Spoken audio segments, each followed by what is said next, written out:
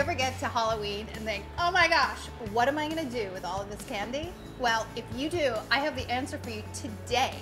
I'm gonna make a shortbread with leftover Halloween candy on top. I know we all have tons of Halloween candy lying around. In this bowl, I have 2 sticks of room temperature butter, 3/4 of a cup light brown sugar, and 1 1/4 teaspoons of salt.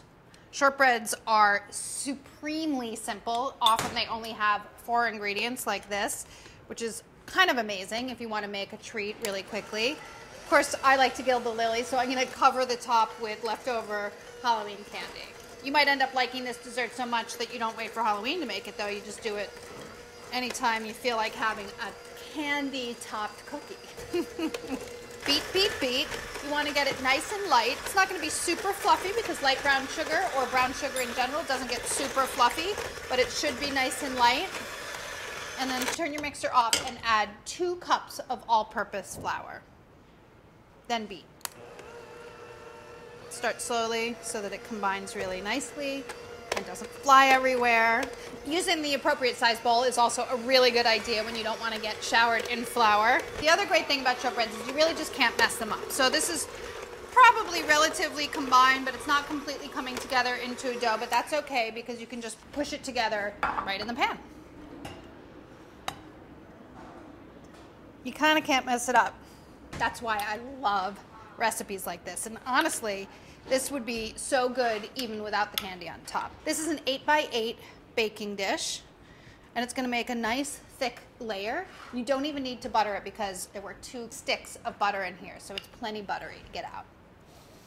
You can see that it just came together really nicely. Spread it nice and evenly into your pan so it's nice. You don't want it to bake unevenly, right? Because then it'll be underbaked in spots and overbaked in spots.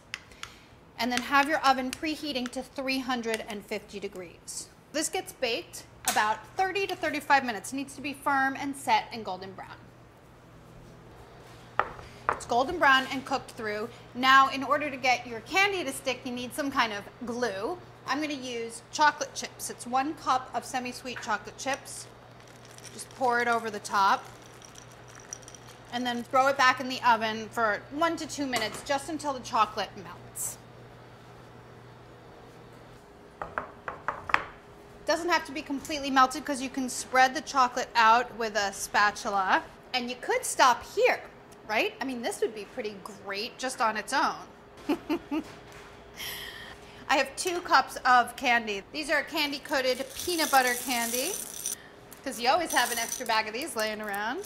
And then I'm gonna cover the other half with like a crisp chocolate wafer cookie. You can put whatever you want, whatever you have on hand. Just make sure that the candy is in the chocolate so that it sticks. And then you just let it cool. And as the chocolate hardens, it becomes the glue that's holding the candy on. This needs to cool for at least 30 minutes so everything sets up and becomes one, and then you get to eat it. I have a very elegant platter for my extremely elegant dessert. It's sort of halfway between a candy bar itself and a cookie, I think. Easy as can be and guaranteed to please pretty much everybody in your family, at work. Give it a try. You won't regret it.